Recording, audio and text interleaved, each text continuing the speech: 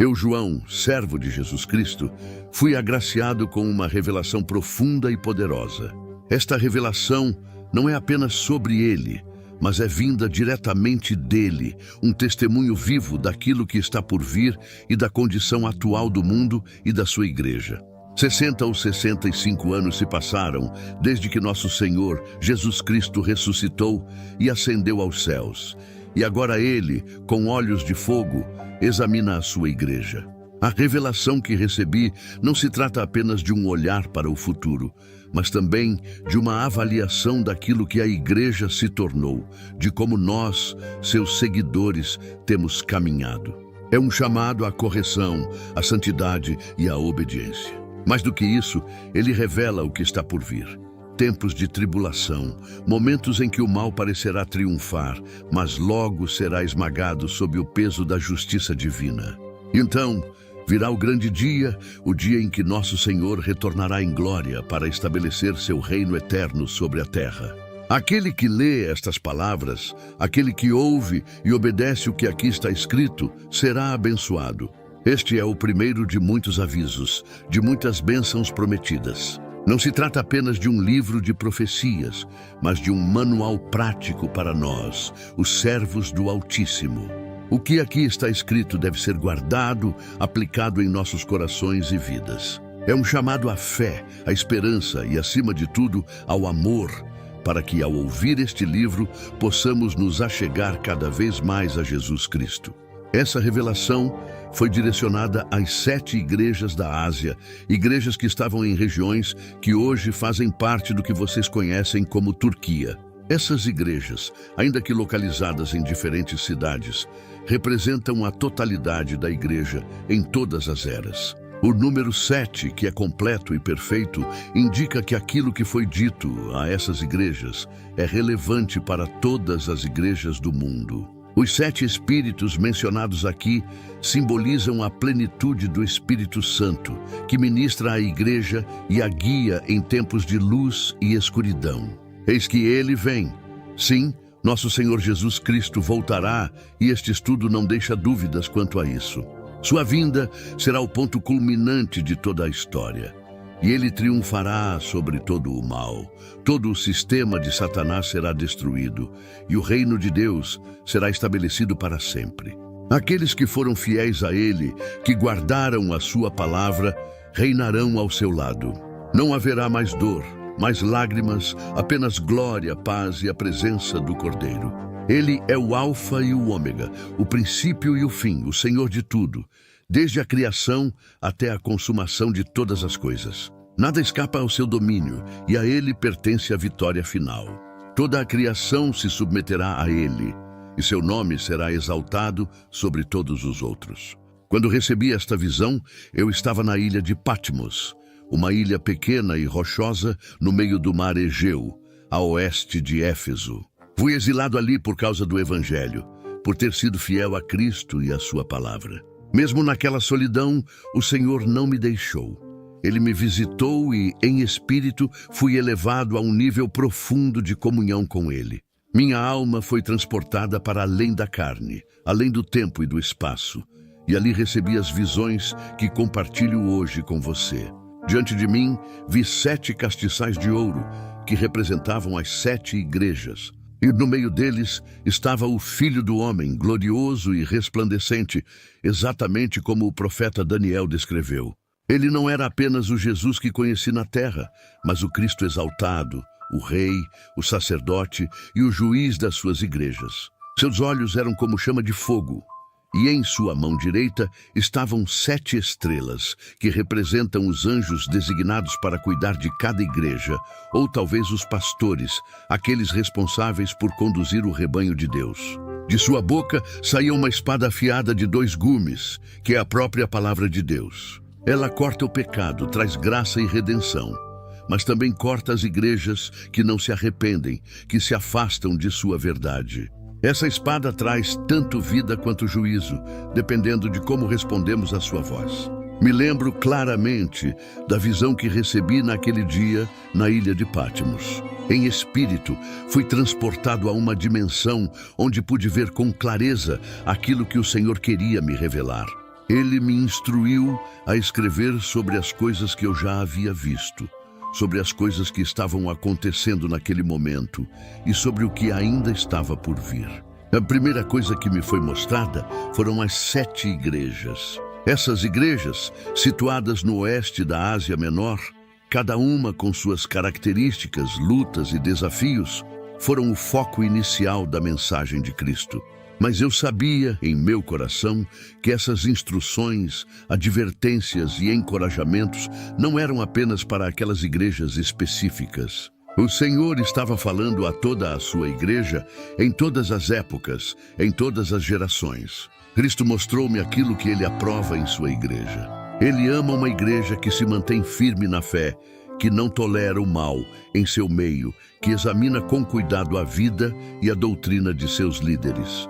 Ele se agrada de uma igreja que persevera, mesmo em meio a perseguições, que continua a servir, amar e testemunhar da verdade, mesmo quando o mundo se levanta contra ela.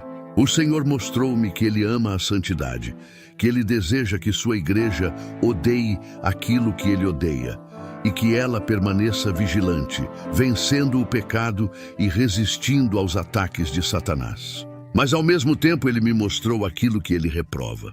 Ele se entristece profundamente quando uma igreja perde seu primeiro amor, quando a devoção profunda e sincera que uma vez ela tinha por Deus começa a esfriar. Ele reprova quando permitimos que falsos ensinos e imoralidade entrem em nosso meio. Ele me mostrou igrejas que se tornaram mornas, que se acomodaram, que trocaram a verdadeira espiritualidade pela busca de sucesso e riqueza material. Igrejas que por fora parecem prósperas, mas por dentro estão mortas espiritualmente. Vi também como Cristo recompensa aqueles que perseveram. Para as igrejas que permanecem fiéis, Ele promete livramento. Ele promete que as protegerá nos tempos de tribulação, que caminhará ao lado delas, oferecendo sua presença e comunhão. E acima de tudo, Ele promete a vida eterna, a maior de todas as bênçãos, para aqueles que resistem até o fim, que não se conformam com o mundo e permanecem fiéis à sua palavra. Entretanto, também vi o juízo de Cristo sobre aquelas igrejas que caem em declínio espiritual. Aquelas que não se arrependem, que toleram a imoralidade, que se afastam da verdade, enfrentarão a disciplina de Deus. Ele me mostrou que elas perderão sua presença, sua proteção e serão entregues à destruição por Satanás. Vi como ele removeu o candelabro de igrejas que não se voltaram a ele em arrependimento. Mas o Senhor, em sua misericórdia, também me mostrou como essas igrejas podem evitar o julgamento. Ele repetiu muitas vezes: ouçam o que o Espírito diz às igrejas. A palavra de Cristo deve ser sempre o guia da igreja, o padrão pelo qual ela examina suas crenças e práticas. E se uma igreja perceber que se afastou desse caminho, ela deve rapidamente se arrepender, voltar ao primeiro amor, à pureza e à verdade da revelação de Jesus Cristo. O que mais me impactou foi ver que o Senhor, mesmo diante das falhas da igreja, continua estendendo sua mão de graça. Ele deseja que todas as igrejas voltem para Ele, que se arrependam, que renovem sua fé e sua devoção. E eu sabia que essa mensagem não era apenas para as 7 igrejas que eu mencionei no início, mas para toda a igreja, em todo o tempo. Eu, João, ouvi a voz de Cristo dirigir-se às 7 igrejas, e suas palavras ecoaram com poder e urgência. Ele alertava sobre aqueles que diziam ser apóstolos, mas não passavam de falsos mestres, falsos profetas, que distorciam a verdade de Deus. O Senhor, em sua sabedoria, advertiu as igrejas para que testassem todos os que afirmavam possuir autoridade espiritual, para que não fossem enganadas. Sua advertência era clara: não acolher falsos líderes, não permitir que suas mentiras corroessem a pureza da fé. Vi Cristo censurar as igrejas de Pérgamo e Tiatira. Elas, ao invés de resistirem aos falsos ensinos, os aceitaram, permitindo que a verdade fosse diluída e os padrões da palavra de Deus enfraquecidos. Foi um aviso severo de que a igreja não pode se conformar ao erro. E a cada palavra, a seriedade do Senhor ficava evidente. Ele não toleraria que sua noiva, sua igreja, fosse contaminada por aqueles que distorciam a verdade, que manchavam a pureza do Evangelho. Olhando para Éfeso, Cristo relembrou-me da profunda devoção que aquela igreja havia mostrado no início. Um amor intenso por ele e sua palavra. Uma dedicação tão clara que tocava a todos ao seu redor. Mas esse amor, essa chama inicial, havia se apagado. O Senhor disse: deixaste a tua primeira caridade. Eles ainda conheciam a doutrina, ainda seguiam muitos dos mandamentos, ainda frequentavam os cultos. Mas isso não era o suficiente. O coração deles não estava mais vibrando com o mesmo amor por Cristo. Eu sabia então que a igreja não poderia ser sustentada apenas por rituais e práticas. O amor sincero por Jesus e pela sua verdade era o que mantinha a igreja viva. Cristo falou de maneira firme: se não se arrependeres, tirarei o teu castiçal. Suas palavras me encheram de temor. O castiçal, que simbolizava a presença de Deus, poderia ser removido. Aqueles que não amavam a Cristo, que não viviam com sinceridade e devoção, corriam o risco de serem rejeitados e removidos de seu reino. Então, ele mencionou os nicolaítas, cujas obras ele abominava. O que vi e ouvi sobre eles me fez entender o quão perigoso é quando o pecado é justificado dentro da igreja. Eles ensinavam que a imoralidade sexual não afetava a salvação, mas Cristo disse claramente que aqueles que vivem na devassidão não herdarão o reino de Deus. A igreja não pode permitir que tais falsos ensinos se infiltrem em seu meio, pois o Senhor abomina essas mentiras. E então veio a promessa. Cristo diz: ao que vencer, meu coração se encheu de esperança ao ouvir essas palavras. Ele estava falando dos vencedores, daqueles que, pela graça de Deus, permanecem fiéis, resistindo ao pecado, ao mundo e a Satanás. Eles não se conformam com a impiedade que muitas vezes penetra até mesmo na igreja. Ouvi claramente que os vencedores seriam recompensados de maneiras que eu mal conseguia descrever. Eles comeriam da árvore da vida, receberiam o maná escondido, teriam um novo nome no céu e governariam com Cristo. Suas vitórias seriam testemunhadas diante do Pai e dos anjos, mas também me foi revelado o segredo de sua vitória. Não era por força própria, mas pela morte expiadora de Cristo, pelo testemunho fiel que mantinham e pela perseverança no amor a Jesus, até mesmo diante da morte. Lembro-me das palavras que o Senhor Jesus dirigiu à igreja de Esmirna. Ele conhecia bem a pobreza deles. A pobreza dos cristãos em Esmirna era absoluta. Eles não tinham nada em termos materiais. Viviam em meio à grande necessidade. Mas Cristo, em sua infinita sabedoria, disse que eles eram ricos. Não com o tipo de riqueza que o mundo busca, mas com uma riqueza espiritual, uma abundância que só o céu pode oferecer. Como isso contrastava com Laodiceia, onde o ouro, as roupas finas e o luxo eram abundantes, mas aos olhos de Cristo eram desgraçados, miseráveis e pobres. Como o Senhor vê além das aparências? Fui então levado a ouvir sobre a segunda morte, algo que nunca deixará minha mente. Aquele que não vencer, que não permanecer fiel até o fim, não escapará desse destino. A segunda morte, o lago de fogo, é o castigo eterno, o destino daqueles que rejeitam a graça de Deus. Somente o vencedor, aquele que resiste ao pecado, ao mundo e a Satanás, será poupado desse terrível fim. Ouvi também sobre Pérgamo, um lugar onde o trono de Satanás parecia estar estabelecido. Lá o mal era palpável. A adoração ao imperador romano corrompia tudo ao seu redor. A igreja estava cercada pela escuridão espiritual. O Senhor falou da doutrina de Balaão, o profeta que havia vendido sua alma por ganho pessoal, levando Israel a cair em idolatria e imoralidade. Pérgamo havia permitido que mestres semelhantes a Balaão levassem suas congregações a comprometerem sua fé, a tolerarem a imoralidade. Que dor ouvi-lo! Jesus estava prestes a batalhar contra aqueles que favoreciam tais ensinamentos, a menos que se arrependessem. O Senhor, então, se dirigiu às igrejas com uma advertência clara: ouça o que o Espírito diz. Sua voz cortava como espada afiada. O Espírito Santo estava falando, advertindo as igrejas a vencerem o pecado, a não tolerarem a imoralidade. A vitória não viria sem luta, mas os que perseverassem seriam recompensados.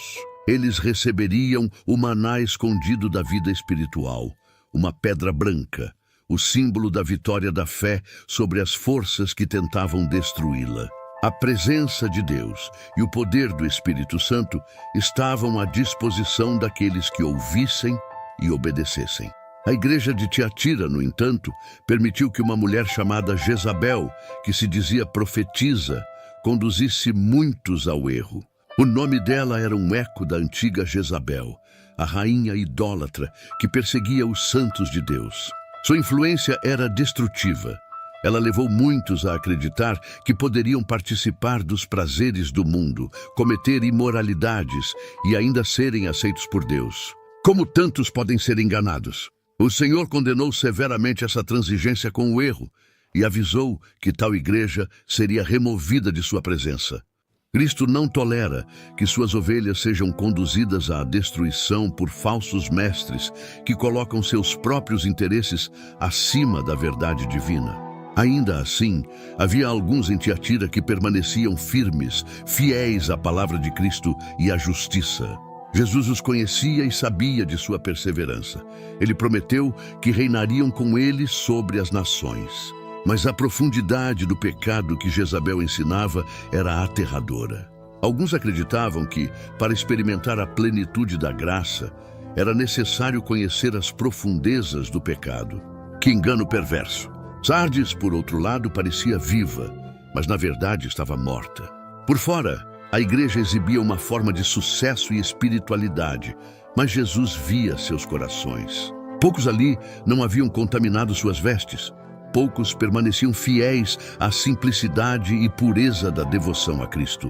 Eles eram como um remanescente, pequenos em número, mas grandes em fé. Mas o aviso foi dado: riscarei o seu nome. Aqueles que experimentaram o novo nascimento, que caminharam na fé, mas que não perseveraram até o fim, teriam seus nomes apagados do livro da vida. Era uma verdade solene, um aviso de que a vida eterna poderia ser perdida e o destino final seria o lago de fogo. Não havia meio termo. Então, Filadélfia, uma igreja fiel, eles guardaram a palavra de Cristo e não o negaram, mesmo diante da oposição do mundo. Eles resistiram às pressões e permaneceram leais à verdade do Evangelho. Eu, João, lembro-me bem das palavras que o Senhor Jesus proferiu à igreja de Filadélfia, promessas que trouxeram alívio aos fiéis. Ele prometeu livrá-los da hora da tentação, aquela que sobreviria sobre todo o mundo. Assim como o Senhor havia dito aos Tessalonicenses que seriam preservados da ira futura, a mesma promessa se estendia a todos os fiéis, em todas as eras. Essa hora que virá será marcada por provações, tribulações e pela ira de Deus sobre os ímpios. Os últimos anos antes do estabelecimento do reino de Cristo na terra serão tempos de angústia indescritível. O Senhor falou do derramamento de sua ira sobre os ímpios, como já foi profetizado por Moisés, Isaías, Jeremias e outros profetas. Será um tempo de desespero, em que o juízo de Deus se manifestará de maneira terrível sobre os que rejeitaram sua palavra. Mas não apenas a ira de Deus será derramada, também a fúria de Satanás será lançada contra os fiéis que permanecerem na terra durante esse período. Eles enfrentarão fome, sede, perseguições severas, tortura e, em muitos casos, o martírio. Vi em minhas visões aqueles que tiveram de fugir, que perderam suas casas, suas famílias, aterrorizados por perseguições sem fim. As catástrofes naturais, a guerra, a fome, a morte, tudo isso será parte do sofrimento. E muitos, ao perderem suas vidas, serão considerados bem-aventurados, pois encontrarão descanso da labuta e escaparão da perseguição. Os vencedores, aqueles que se mantiverem fiéis a Cristo, serão poupados dessa tribulação. O Senhor promete livrá-los através do arrebatamento. Serão levados ao encontro dele nos ares antes que a ira divina seja derramada. Esse livramento é a recompensa para os que perseveram, para aqueles que guardam sua palavra e mantêm sua fé até o fim. Então ouvi Jesus dizer: venho sem demora. Ele deixava claro que sua vinda seria rápida e que os fiéis seriam retirados da terra antes da provação. Aqueles que permanecem nele, que guardam suas palavras, serão salvos dessa tribulação. Mas a igreja de Laodiceia, que contraste com Filadélfia, via a mornidão espiritual deles. Professavam conhecer a Cristo, mas estavam tão profundamente enredados nas coisas do mundo, tão satisfeitos com suas riquezas materiais, que não percebiam sua verdadeira condição. Cristo os via como desgraçados, miseráveis, pobres, cegos e nus. Não havia verdadeira espiritualidade neles, apenas uma fachada de fé. Ouvi Cristo advertir severamente Laodiceia sobre o perigo de ser uma igreja morna. Eles estavam à beira de serem rejeitados, de serem vomitados de sua boca. Mas mesmo assim, vi sua misericórdia se estender, um convite para que se arrependessem, para que abandonassem sua mornidão e voltassem à verdadeira fé, à justiça e à comunhão com Ele. A promessa de restauração estava disponível para eles, se ao menos ouvissem sua voz. Vi Cristo como alguém que estava do lado de fora da igreja de Laodiceia, batendo à porta. O Senhor, que outrora habitava no meio de sua igreja, agora estava do lado de fora, esperando que alguém o ouvisse e abrisse a porta. Era um apelo pessoal, uma oferta de comunhão a qualquer um que se arrependesse da mornidão espiritual e desejasse restaurar o relacionamento com Ele. O Espírito Santo, através de todas essas revelações, deixava claro que as igrejas locais não possuíam o Espírito de Deus. Antes, era o Espírito que presidia sobre elas, que guiava e inspirava. Nenhuma igreja podia reivindicar posse do Espírito, pois ele era livre para operar onde quisesse, de acordo com os padrões justos de Deus. As igrejas estavam subordinadas à palavra inspirada e ao Espírito Santo. Vi como o Espírito Santo representava o senhorio atual de Cristo sobre as igrejas e como estas deveriam constantemente julgar suas ações e doutrinas à luz do Espírito e da Palavra de Deus. Finalmente, a visão me levou ao que estava por vir. Depois dessas mensagens às igrejas, muitos acreditavam que o arrebatamento teria acontecido, pois a palavra igreja não aparecia mais nas revelações seguintes, até o capítulo 22. Eu vi a noiva de Cristo, a igreja, no céu, antes da volta de Cristo para julgar os ímpios e reinar no milênio. Eu estava diante do trono, cercado por uma visão que me sobrecarregava com sua grandiosidade. 24 anciãos estavam ali, sentados em tronos menores, ao redor do trono de Deus. Quem eram eles? Alguns acreditam que representavam a totalidade da igreja, os redimidos no céu. Outros sugerem que poderiam ser anjos, mas eu sabia que os anjos estavam ao redor desses anciãos, não no centro. Outra possibilidade era que eles representavam Israel e a igreja, juntos em adoração, com 12 representando as tribos de Israel e 12 representando a igreja de Cristo. Ao olhar para o trono, percebi os 7 Espíritos de Deus que simbolizam a presença plena e perfeita do Espírito Santo. Fogo ardente, uma chama incessante, simbolizando a pureza de Deus e seu juízo contra o pecado. O Espírito Santo estava ali, diante do trono, pronto para julgar e purificar de acordo com a vontade de Deus. Então vi os 4 seres viventes. Suas formas eram poderosas, suas presenças irradiavam a totalidade da criação. Eles representavam todas as criaturas vivas de Deus e juntos glorificavam e exaltavam o Criador. Toda a criação, um dia, seria liberta da maldição do pecado. Suas vozes se uniam em um cântico eterno, proclamando: Santo, Santo, Santo. A santidade de Deus era proclamada em todo o céu. Ele é completamente separado de tudo que é mal e dedicado à justiça e pureza. A santidade de Deus nunca mudaria, eternamente imutável. Então apareceu um livro em sua mão, um rolo selado. Esse rolo, tão importante, continha a revelação de tudo o que Deus havia determinado para o futuro do mundo e da humanidade. Cada selo que seria rompido revelaria uma parte do plano de Deus, um passo mais perto do seu juízo sobre a terra e do triunfo final de seu povo. Mas naquele momento, ninguém parecia digno de abrir o rolo. Um peso caiu sobre meu coração e comecei a chorar. Eu sabia que se ninguém pudesse abrir o livro, o propósito de Deus permaneceria inatingível e o mundo continuaria em sua escuridão. Eu chorava muito, sentindo a gravidade daquele momento. Mas então um dos anciãos falou comigo, me consolando. "Não chores", ele disse. E ali, diante de mim, apareceu o leão da tribo de Judá, Jesus Cristo, aquele que reinará sobre toda a terra. Ele, descendente da tribo de Judá, da linhagem de Davi, era o único digno. Ele era o Messias prometido, o Rei eterno, que cumpriria todas as promessas feitas a Davi. Mas o que vi foi um cordeiro, como havendo sido morto. Era Cristo, com as marcas de seu sacrifício ainda evidentes. Sua dignidade, seu poder, sua autoridade, tudo provinha de sua morte na cruz. Ele era o Cordeiro de Deus, e esse era o símbolo que prevalecia em todas as visões. Ele tomou sobre si os pecados do mundo. E agora, com 7 chifres que representavam seu poder e soberania, e 7 espíritos que simbolizavam a plenitude do Espírito Santo, ele estava pronto para abrir os selos. À medida que o Cordeiro tomou o livro, vi os anciãos e os seres viventes se prostrando em adoração.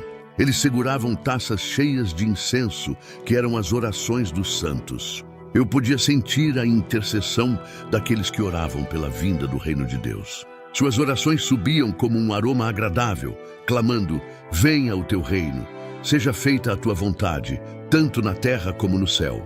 Então, o Cordeiro abriu o primeiro selo, e com isso iniciou-se a revelação dos julgamentos devastadores que Deus derramaria sobre a terra. Cada selo que Cristo abria trazia um novo julgamento, uma nova calamidade, mostrando que a ira de Deus estava sendo derramada contra a impiedade do mundo. Era o próprio Cordeiro, aquele que ofereceu sua vida em sacrifício, que agora estava desatando os selos, trazendo consigo os juízos divinos. Muitos acreditam que o rompimento do primeiro selo marcou o início de uma tribulação sem precedentes, um período de sofrimento e juízo que precede a segunda vinda de Cristo. Alguns dizem que esse período durará 7 anos, enquanto outros acreditam que ele marca os últimos 3 anos e meio, frequentemente referidos como a Grande Tribulação. Seja como for, os julgamentos de Deus viriam em séries, começando com os 7 selos, seguidos pelas 7 trombetas e, finalmente, pelas 7 taças da ira de Deus. Enquanto cada selo era aberto, o plano de Deus avançava e o fim dos tempos se aproximava. Quando o Cordeiro abriu o primeiro selo, vi diante de mim um cavalo branco. O cavaleiro segurava um arco e sobre sua cabeça havia uma coroa. Ele partiu para conquistar. Muitos acreditam que esse cavaleiro é o Anticristo, o dominador que surgirá no fim dos tempos. Deus, em sua justiça, permitiu que ele enganasse aqueles que se opõem a Cristo. Sua conquista no início não se dá pela guerra, mas sim por meio de astúcia e engano. Ele vem para subjugar, não com a força bruta, mas com a sedução de um falso príncipe da paz. A paz verdadeira, porém, será tirada da terra com a chegada do segundo cavaleiro. Então, vi o segundo selo ser aberto e um cavalo vermelho surgiu. O cavaleiro montado nele trazia uma grande espada, e sua missão era tirar a paz da terra, permitindo que os homens se matassem uns aos outros. Ele trazia guerra e morte violenta. A violência se espalhou, uma onda de destruição que foi solta quando a ira de Deus começou a se manifestar contra o mundo corrupto e maligno. A paz se dissipou e o caos tomou conta, mergulhando a humanidade em uma espiral de violência sem fim. Com a abertura do terceiro selo, surgiu um cavalo preto. O cavaleiro que o montava segurava uma balança em sua mão. Ao vê-lo, soube que a fome se seguiria à guerra. A escassez seria tão grande que o pão seria pesado e contado. A carestia se espalharia por todo o mundo, e os bens básicos para a sobrevivência seriam racionados. O azeite e o vinho, produtos de oliveiras e vinhas, seriam menos afetados, mas os cereais que alimentavam a maioria seriam raros. A fome devastadora seria sentida em todo lugar, mas ela seria apenas parte dos julgamentos que estavam por vir. Logo, o quarto selo foi rompido e um cavalo amarelo pálido apareceu. O nome de seu cavaleiro era Morte, e o inferno o seguia de perto. Este cavalo trazia consigo a escalada dos horrores, guerra, fome, doenças e pragas. Uma quarta parte da humanidade seria morta.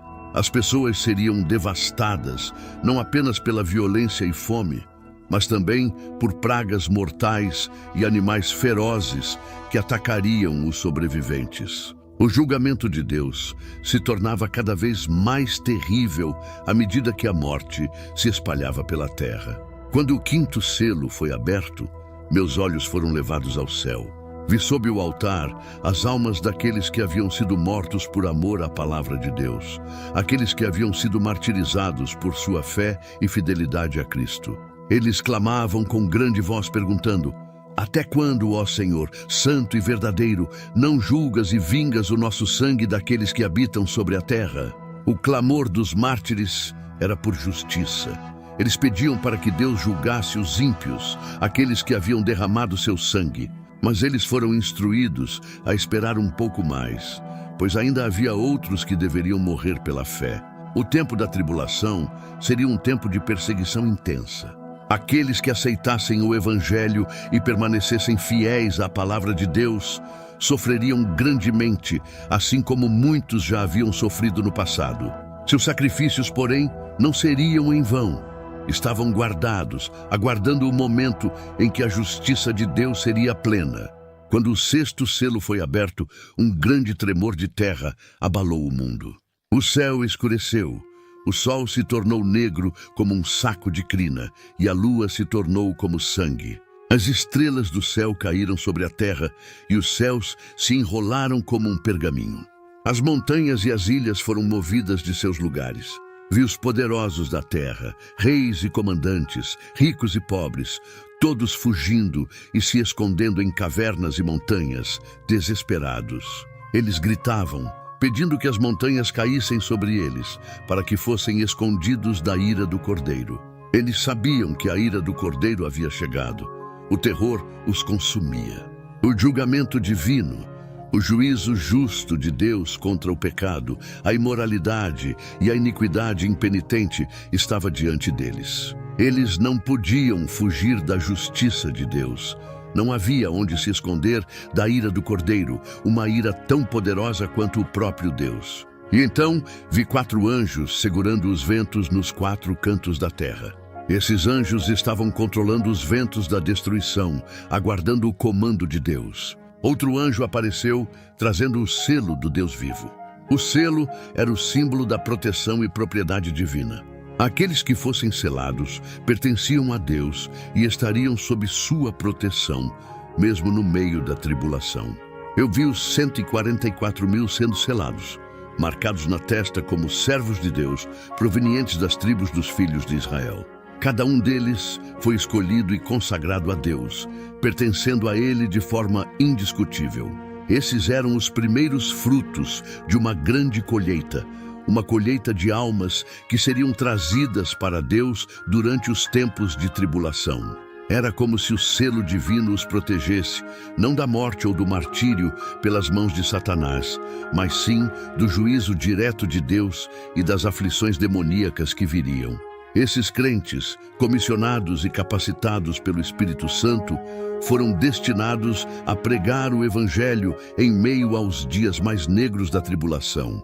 Eles seriam como faróis de luz em meio à escuridão, proclamando a verdade do Cordeiro de Deus em um mundo consumido pelo caos. A marca nas suas testas os identificava como pertencentes a Deus, mesmo em meio à perseguição implacável que enfrentariam. Logo após, meus olhos foram levados ao céu, onde vi uma grande multidão, impossível de contar. Eram pessoas de todas as nações, tribos, povos e línguas. Essa multidão estava diante de Deus, livres de toda dor, sofrimento e tristeza. Eles estavam salvos pelo sangue do Cordeiro. Suas vestes eram brancas, purificadas pela fé em Cristo. Eu soube que esses eram os santos da tribulação, aqueles que haviam passado pelos horrores da grande tribulação e haviam permanecido fiéis. Eles vieram de tempos de perseguição e sofrimento terríveis, onde Satanás e os iníquos os caçaram por sua fidelidade a Cristo. A grande tribulação era um período de julgamento divino sobre o mundo ímpio que rejeitara a Cristo. No entanto, também era um tempo de intensa ira satânica contra os que receberam o Evangelho e mantiveram a fé. Vi como os santos sofreram terrivelmente, sendo alvo da ira de Satanás e dos homens malignos. O conflito entre o bem e o mal, entre a retidão e a iniquidade, era tão grande que só poderia ser chamado de a tribulação a grande. Um tempo de sofrimento que testava a fé de todos que seguiam a Cristo. Então ouvi a promessa: Deus limpará toda lágrima dos seus olhos. No céu, não haveria mais dor, nem sofrimento, nem qualquer lembrança que causasse pesar ou remorso. As lágrimas de todos seriam enxugadas, e toda privação e tristeza seriam removidas. Aqueles que suportaram a tribulação, que permaneceram fiéis mesmo diante da morte, agora estavam seguros na presença de Deus. Com a abertura do 7º selo, o silêncio caiu sobre o céu. Um silêncio aterrorizante, como se até os anjos ficassem paralisados diante do que estava por vir. Esse silêncio não era de paz, mas de expectativa. O que estava prestes a acontecer seria de uma magnitude inimaginável. Os juízos das trombetas começariam, e esses seriam apenas parciais, mas ainda assim devastadores. O juízo das taças seria mais severo ainda, e o horror no céu era palpável. Sabíamos que o 7º selo anunciava a chegada das trombetas, e ao som de cada uma delas, novos julgamentos desceriam sobre a terra. Então vi um anjo, e ele tinha consigo um incensário de ouro. O incensário estava cheio das orações dos santos. Essas orações subiam diante de Deus, misturadas com o incenso, como um aroma agradável. Vi claramente que essas orações não eram esquecidas. Elas eram armazenadas, entesouradas, esperando o momento certo para serem respondidas. As orações dos santos da tribulação na terra, clamando por justiça, eram reforçadas pelas intercessões de todos os santos no céu. E Deus, em sua infinita sabedoria, guardava cada uma delas, sabendo o momento exato para agir. Quando a primeira trombeta soou, saraiva e fogo, misturados com sangue, caíram sobre a terra. Uma terça parte da vegetação foi destruída. Árvores queimadas, a relva consumida pelo fogo. Era o começo da devastação, mas ainda havia mais por vir. Uma terça parte do mar se tornou sangue, matando uma grande parte da vida marinha e destruindo muitos navios. A destruição era imensa, mas ainda era apenas parcial. Deus estava advertindo o mundo, dando-lhes uma última chance de arrependimento. Vi então um grande monte ardendo em fogo, como se fosse um enorme meteorito caindo no mar. Ele trouxe consigo morte e destruição. Uma terça parte da vida no mar foi dizimada. Os julgamentos eram implacáveis, mas o objetivo era claro: levar as pessoas ao arrependimento, alertá-las sobre o caminho que estavam seguindo.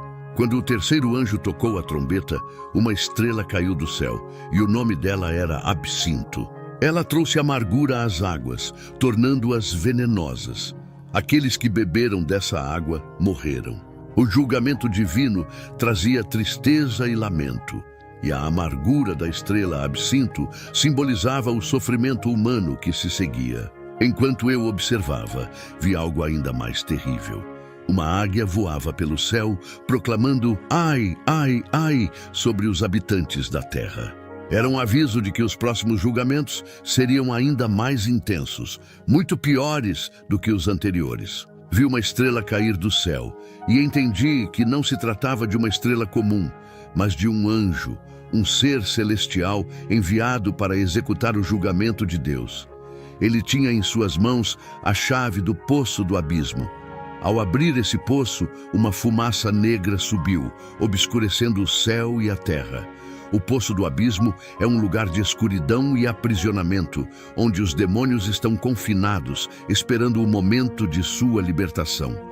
Vi claramente que a besta, o anticristo, também virá desse abismo, o mesmo local onde Satanás será aprisionado por 1000 anos.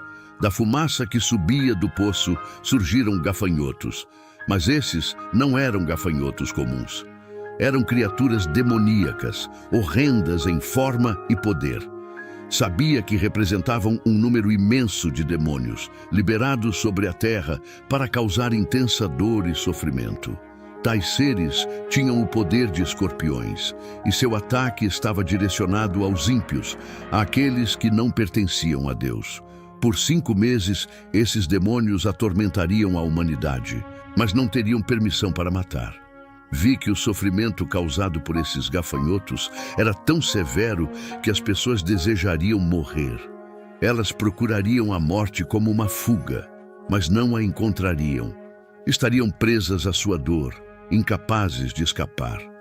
O julgamento de Deus era implacável, uma retribuição divina pela iniquidade e pela recusa da humanidade em se arrepender. Aqueles que haviam rejeitado a verdade de Deus, que preferiram o mal, agora se tornavam presas de Satanás. As forças malignas tomavam posse de suas vidas, de suas almas, e o tormento que sofriam era um reflexo da escolha que haviam feito. Quando vi os gafanhotos saírem do abismo, sua aparência era aterradora, algo jamais visto na terra. Eram como criaturas de um pesadelo, com cabeças que lembravam rostos humanos, mas com dentes de leão. Seus corpos eram revestidos com algo semelhante a couraças de ferro, e suas asas faziam um barulho ensurdecedor, como o de muitos cavalos correndo para a batalha.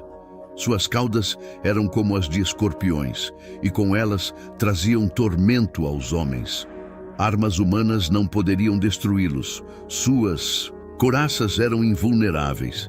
Esses gafanhotos, na verdade, eram demônios liberados para atormentar a humanidade, uma visão tão terrível que até a terra estremeceu. Eles não estavam agindo sozinhos.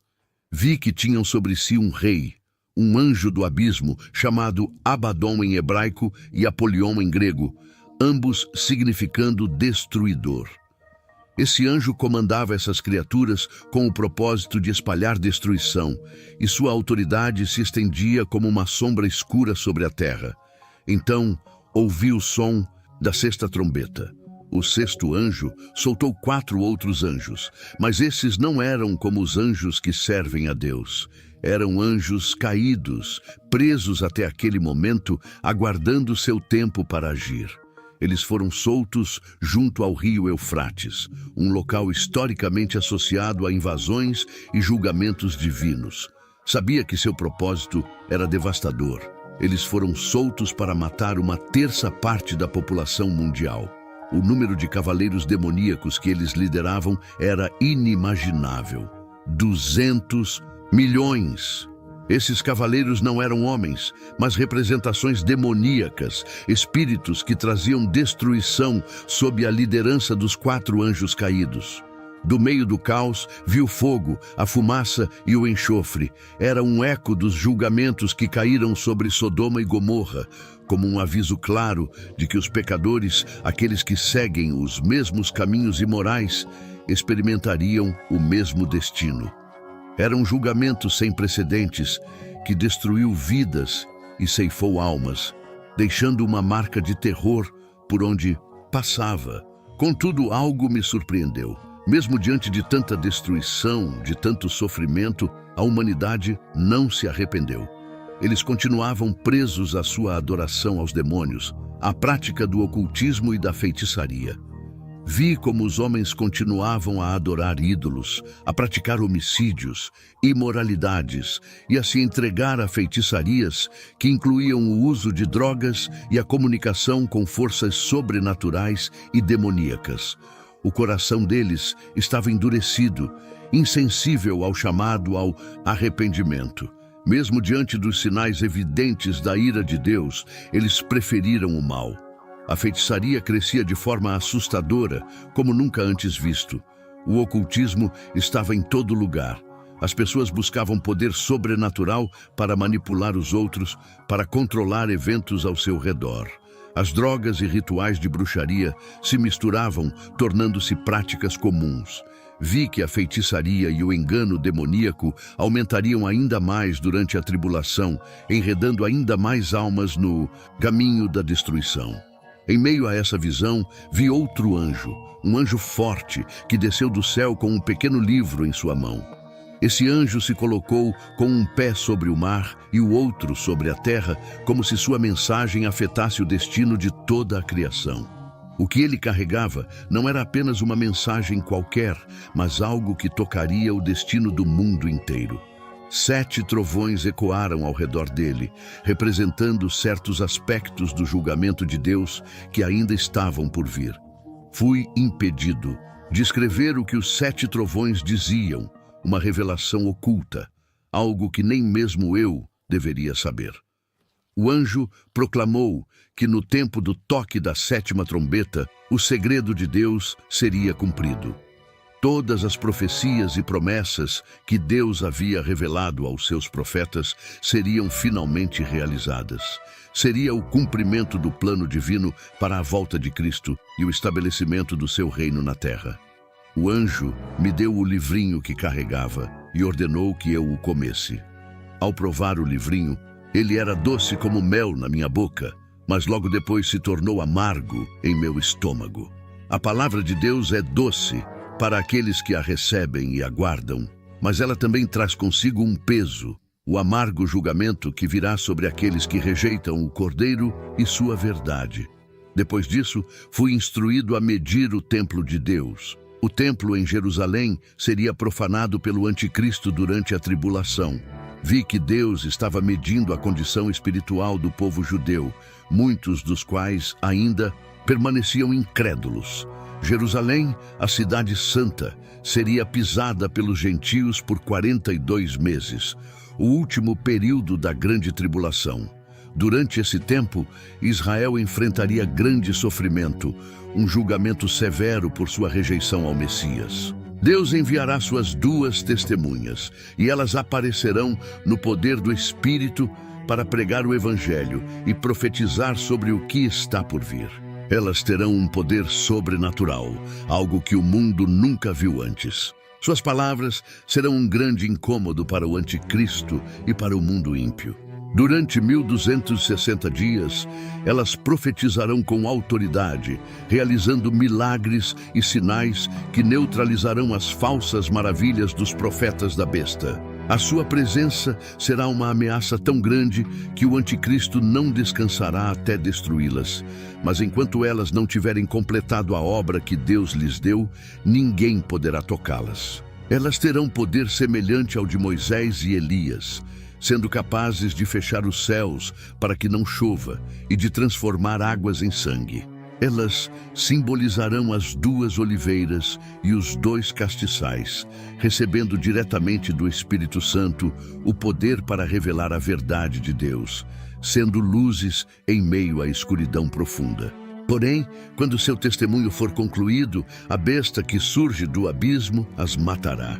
O mundo, dominado pela corrupção e pelo anticristo, celebrará suas mortes. Seus corpos serão deixados nas ruas de Jerusalém, uma cidade que naquele tempo será comparada a Sodoma por causa de sua imoralidade e ao Egito por causa de seu mundanismo.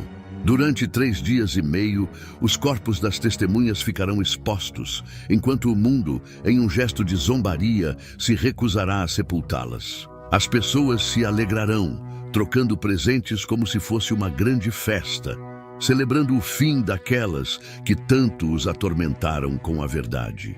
No entanto, após esses 3 dias e meio, algo espantoso acontecerá. Um grande temor cairá sobre todos quando Deus lhes devolver a vida. Diante dos olhos atônitos do mundo, elas ressuscitarão, e uma voz poderosa vinda do céu as chamará para subir. Em meio à incredulidade e ao medo de todos os que assistem, as testemunhas serão levadas para o céu em uma nuvem.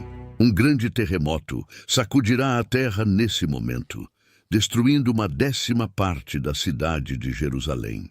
7.000 pessoas morrerão nesse terremoto, e um remanescente, em pânico e temor, finalmente dará glória a Deus. Logo em seguida, ouviu soar da 7ª trombeta, e com ela o anúncio de que o reino do mundo havia se tornado o reino de Cristo, que reinaria para sempre. Era como se o céu inteiro se levantasse em louvor e adoração ao som dessa trombeta.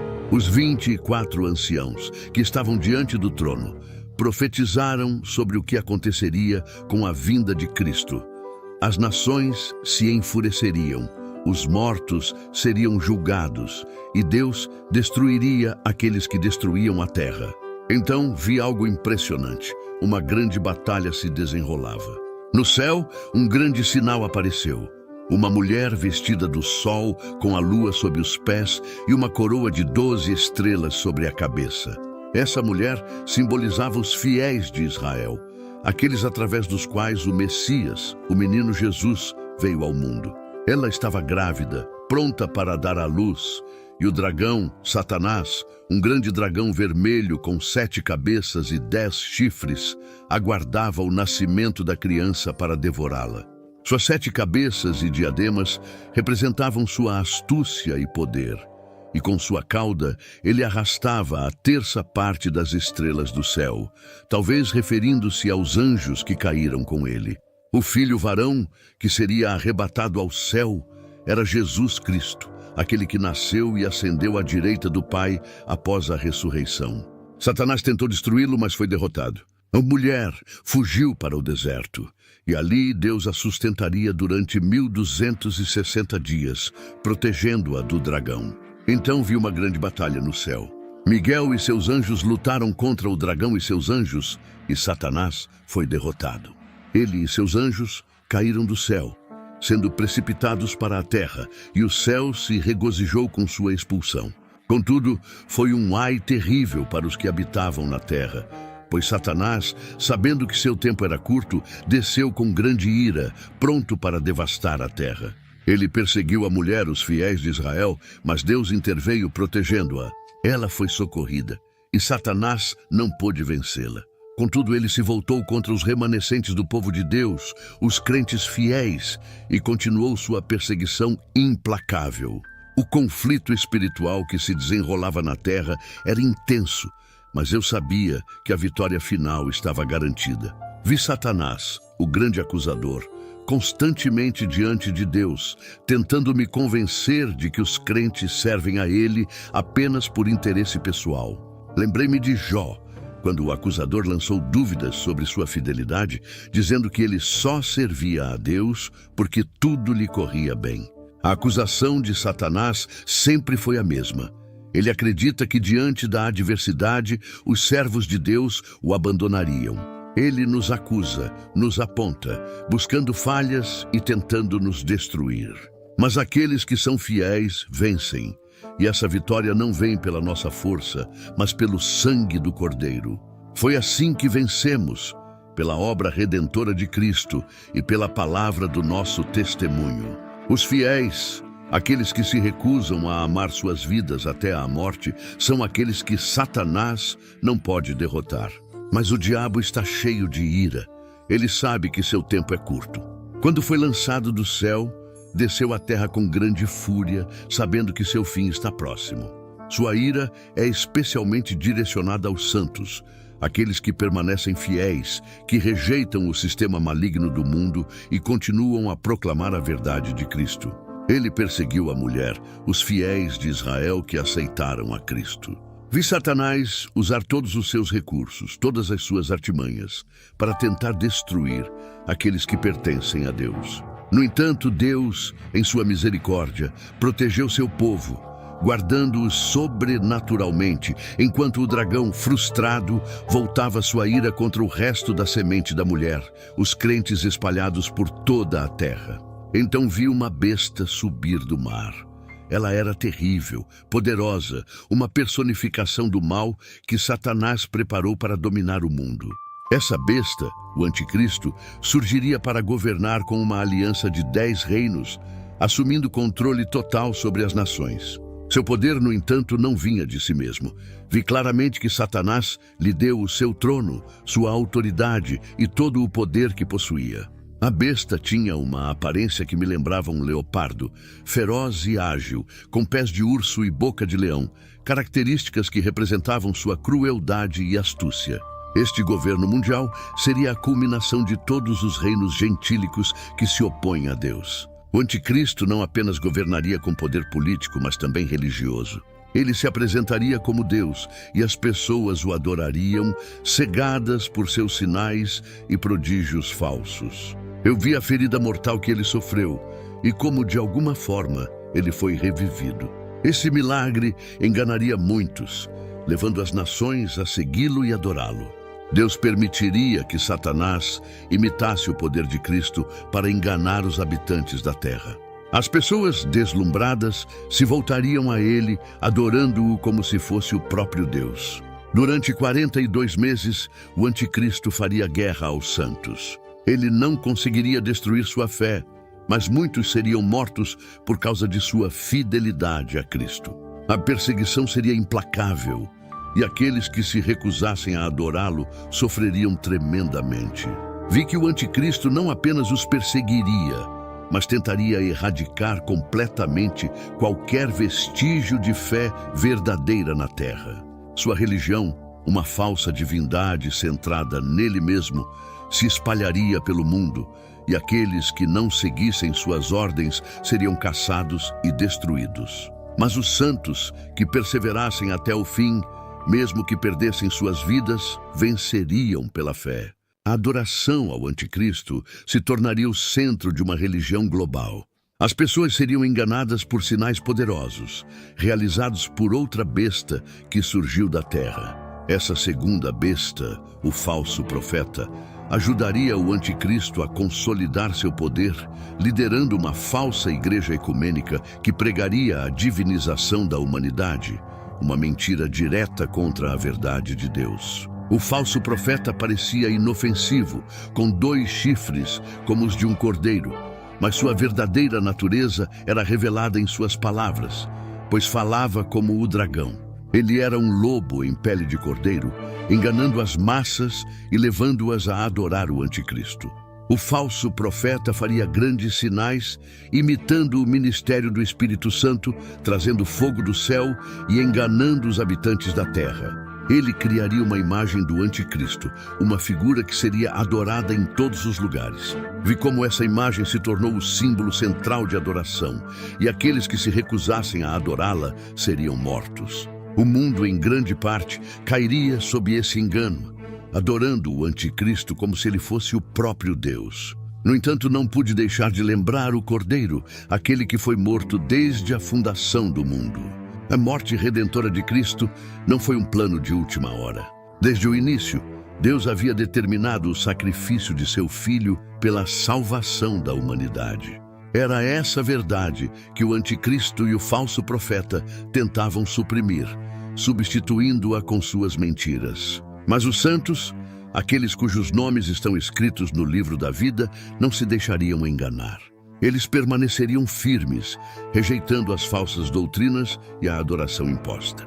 Eu vi o plano completo de Satanás se desdobrar, enquanto ele, desesperado, fazia de tudo para dominar a humanidade e destruir a obra de Deus. Mas mesmo em meio a essa grande tribulação, a vitória final já estava assegurada pelo Cordeiro que foi morto.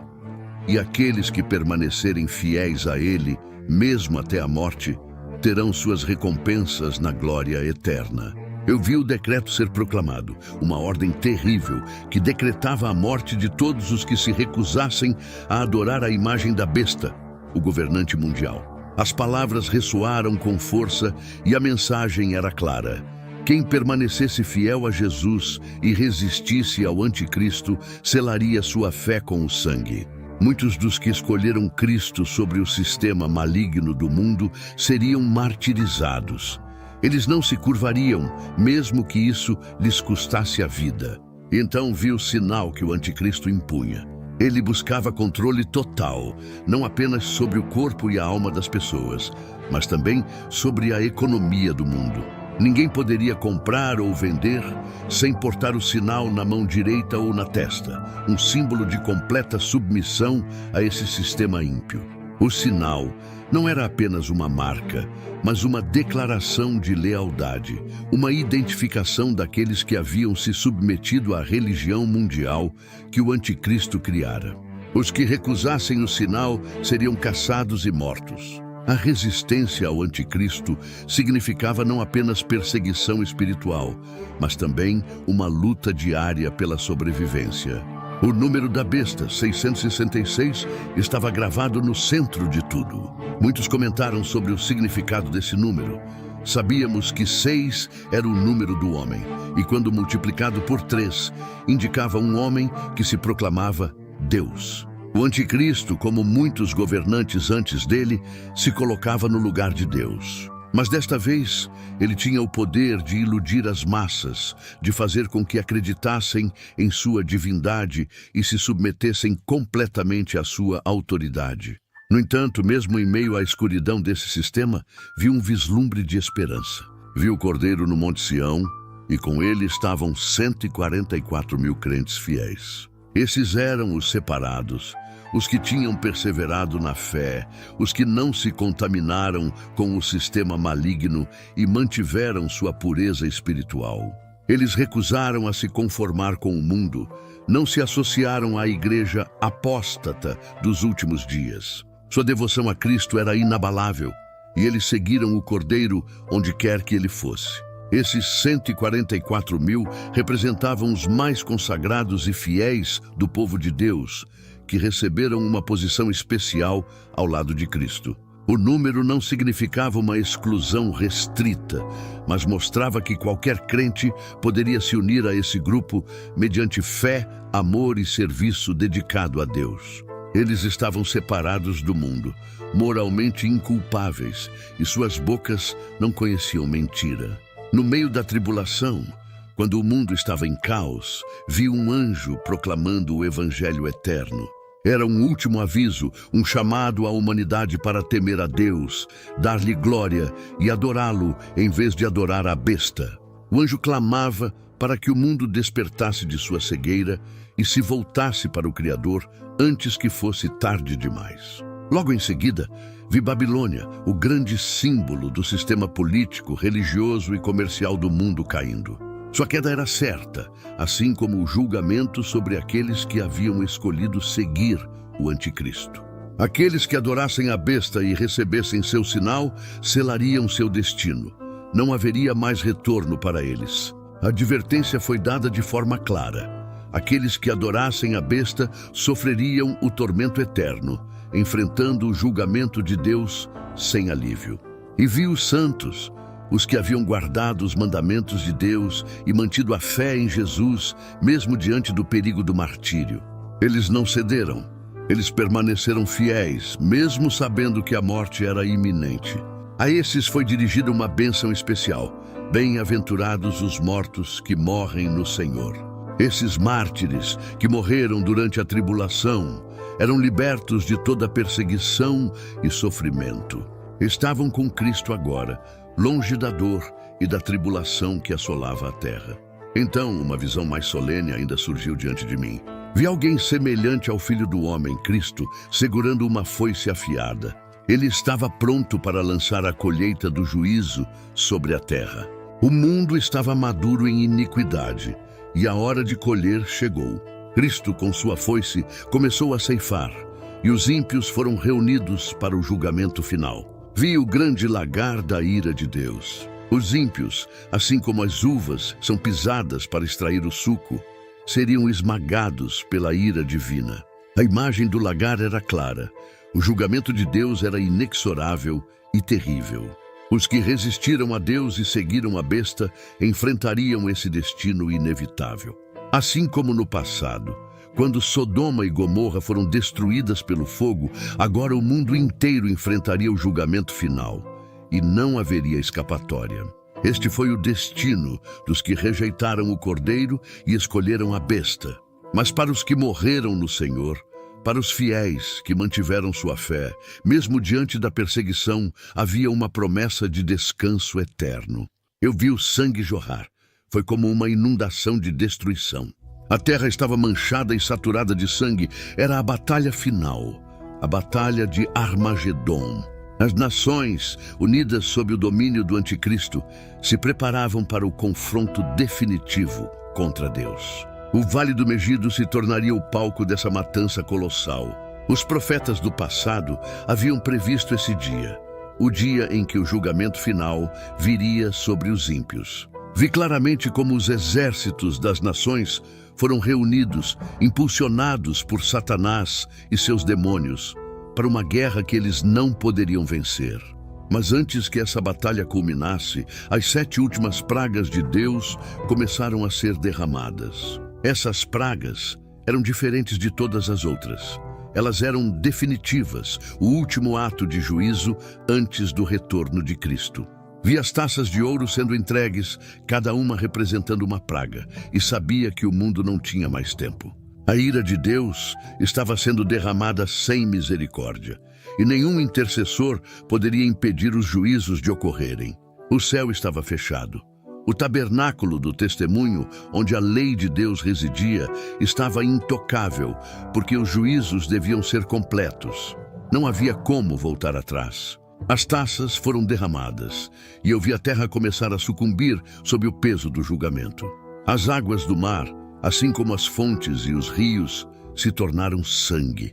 A morte tomou conta do que restava da vida marinha. Toda criatura nas águas morreu, e o mar se transformou em um símbolo de corrupção e morte.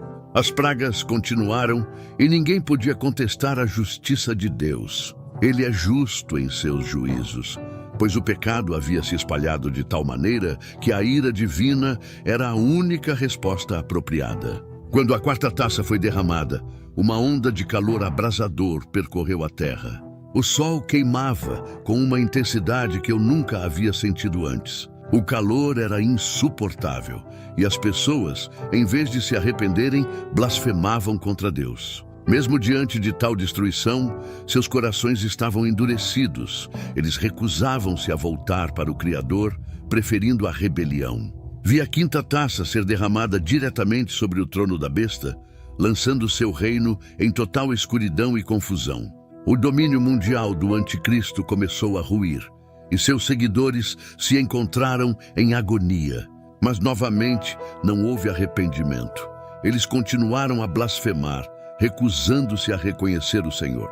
Quando a 6ª taça foi derramada, o rio Eufrates secou, preparando o caminho para os reis do Oriente, uma última preparação para a guerra final. Vi como os espíritos imundos, como rãs, saíam da boca do dragão, da besta e do falso profeta. Esses espíritos demoníacos, operando milagres, enganaram as nações, atraindo-as para a batalha contra Deus. Eles convenceram os reis e governantes do mundo a se unirem em um ato insano de rebelião. A batalha do Armagedon estava sendo preparada. Enquanto as nações se mobilizavam, o céu escureceu ainda mais. Vi claramente o local onde a batalha seria travada. Armagedon, esse nome ressoava no ar. O Vale do Megido, no centro-norte da Palestina, se tornaria o ponto focal da maior batalha da história humana. Satanás e seus demônios estavam reunindo as nações para o confronto final, não apenas contra Deus, mas contra seu povo e contra Jerusalém. Vi como as forças do mal se uniam, acreditando falsamente que poderiam triunfar, mas o destino deles já estava selado. O 7º anjo derramou sua taça e ouvi uma grande voz saindo do templo dizendo: "Está feito." Vi terremotos devastarem a terra, destruindo cidades, montanhas e ilhas. Era como se a própria terra estivesse gemendo sob o peso do juízo divino. Os céus se abriram e vi uma chuva de granizo cair, cada pedra pesando quase 50 quilos. A destruição era total, mas mesmo assim, os homens não se arrependeram. Eles continuaram a blasfemar contra Deus, mesmo enquanto o mundo ao seu redor desmoronava. O grande dia do julgamento estava chegando ao fim, e o mundo estava prestes a enfrentar o maior ato de intervenção divina. Cristo voltaria em breve, e quando ele o fizesse, o anticristo e seus exércitos seriam destruídos. O fim estava próximo para todos aqueles que desafiaram o evangelho e seguiram o caminho da rebelião. Um dos 7 anjos que carregavam as últimas pragas se aproximou de mim. Ele me chamou e disse: "Venha, eu lhe mostrarei o julgamento da grande prostituta, aquela que está sentada sobre muitas águas." Fui levado em espírito ao deserto, e lá vi essa figura terrível, montada sobre uma besta escarlate, cheia de blasfêmias e adornada com 7 cabeças e 10 chifres. Essa prostituta representava a Babilônia religiosa, a grande impostora que havia se prostituído com os reis da terra e embriagado as nações com o vinho de sua imoralidade. Ela não era apenas uma figura religiosa, mas também uma força que corrompia política e espiritualmente o mundo inteiro. A Babilônia religiosa não estava sozinha em sua decadência. Vi que ela estava adornada com ouro, pedras preciosas e pérolas, como se exteriormente houvesse esplendor. No entanto, em sua mão, ela segurava um cálice de ouro cheio de abominações e da imundície de sua prostituição. Este cálice representava a mistura perversa de aparente religiosidade com a imoralidade e o pecado. E sobre sua testa estava escrito um nome misterioso: Babilônia, a Grande, a mãe das prostitutas e das abominações da terra. Ela era o símbolo da religião falsa que se afastou de Deus, seduzindo o mundo com promessas de poder e prazeres carnais. O anjo me mostrou mais. Ele revelou que essa prostituta estava embriagada com o sangue dos santos, daqueles que haviam sido mortos por causa de sua fidelidade a Cristo. Ela havia se aliado ao poder político mundial para perseguir os verdadeiros crentes, aqueles que mantinham firme sua fé. Era uma visão terrível, pois pude ver a aliança entre a falsa religião e o sistema político do anticristo. O poder da besta sustentava essa religião apóstata, e seu objetivo era enganar e corromper o mundo, levando multidões à destruição. O anjo então me explicou o mistério da besta. "A besta que viste", disse ele, "já existiu, agora não existe, mas há de subir do abismo e caminha para a destruição." A besta, como o anticristo, era uma figura de poder maligno, prestes a retornar à cena mundial. Os que habitam na terra, cujos nomes não estão escritos no livro da vida desde a fundação do mundo, se maravilharão ao vê-la. Eles seguirão a besta, cegos por seus prodígios, e serão atraídos para a grande armadilha de Satanás. Vi que a besta sobre a qual a prostituta estava montada tinha 7 cabeças, que o anjo explicou serem 7 reis. 5 já caíram, um está presente e o outro ainda virá, mas permanecerá por pouco tempo. Esses reis simbolizam os grandes impérios que dominaram o mundo ao longo da história, culminando no reino final do anticristo, o 8º, que surgirá da mesma linhagem dos outros, mas será completamente dominado por Satanás. A besta, o anticristo, virá do abismo para destruir e enganar, mas seu destino final será a destruição eterna. Os 10 chifres que vi na besta representavam 10 reis que ainda não haviam recebido seu reino, mas que, no tempo do anticristo, receberão poder por 1 hora. Eles se unirão ao anticristo, entregando-lhe toda a sua autoridade. Esses reis farão guerra contra o Cordeiro, mas o Cordeiro os vencerá, pois ele é o Senhor dos senhores e o Rei dos reis. E com ele estarão os chamados, os eleitos e os fiéis. O anjo também me revelou que as águas sobre as quais a prostituta está assentada simbolizam povos, multidões, nações e línguas. A influência dessa falsa religião será global, abrangendo todo o mundo com suas mentiras e enganos. Mas o anjo me assegurou que o fim dela estava próximo. Os 10 chifres e a besta odiarão a prostituta. Eles a despojarão, a devorarão e a queimarão com fogo. O anticristo, que uma vez usou a prostituta para seus próprios propósitos, agora a destruirá quando ela já não mais lhe for útil. Esta é a vontade de Deus, que colocou em seus corações o desejo de executar seu julgamento, até que suas palavras se cumpram. Finalmente o anjo me disse: A mulher que viste é a grande cidade que domina sobre os reis da terra. Ela representa a Babilônia, não apenas como uma entidade religiosa, mas como o centro do poder político e comercial que em breve será julgada por Cristo em sua vinda. Vi como esse sistema que havia governado o mundo cairia. Vi a confusão, o terror e a destruição que estavam por vir sobre todos os que haviam se aliado à grande prostituta. A queda de Babilônia estava decretada e nada poderia deter o julgamento que estava por vir. Eu vi em suas mãos um cálice de ouro, reluzente, externamente belo e atraente, mas seu conteúdo estava cheio de abominações. Este cálice, apesar de seu brilho dourado, representava a corrupção espiritual da grande prostituta, a igreja apóstata dos últimos dias. Ela oferecia ao povo uma falsa promessa, uma mistura de coisas de Deus com a satisfação carnal. Vi que ela ensinava um cristianismo pervertido, permitindo aos seus seguidores praticarem imoralidades, enquanto os iludia dizendo que ainda eram aceitos por Deus. Era uma religião sedutora, mas seu interior estava podre. O nome dessa grande prostituta era Babilônia. Não pude deixar de lembrar que o nome Babilônia provém de Babel, o símbolo da rebelião contra Deus. Ali estava a essência de toda falsa religião, de toda feitiçaria, astrologia e engano espiritual que o mundo já conheceu. Esse sistema, que durante séculos havia desafiado a autoridade de Deus, agora estava prestes a encontrar seu fim. Mas a visão não parava aí. Eu vi o cálice dela embriagado com o sangue dos santos. Ela estava manchada, não só de pecado, mas também de perseguição e morte. Vi claramente que a Babilônia religiosa se aliaria ao sistema político mundial, perseguindo e matando aqueles que se mantivessem fiéis a Cristo. O sangue dos mártires era seu troféu, e seu ódio aos verdadeiros crentes transbordava em violência. O anjo continuou a me revelar o mistério da besta. Ele me explicou que a besta, que já existiu e não existe mais, subirá do abismo. Algumas interpretações sugerem que o anticristo, de quem essa besta é a representação, poderia ser alguém que já viveu em um tempo da história, alguém que agora está morto, mas que ressurgirá. Ele permanecerá na terra por um tempo, mas seu destino final é a destruição.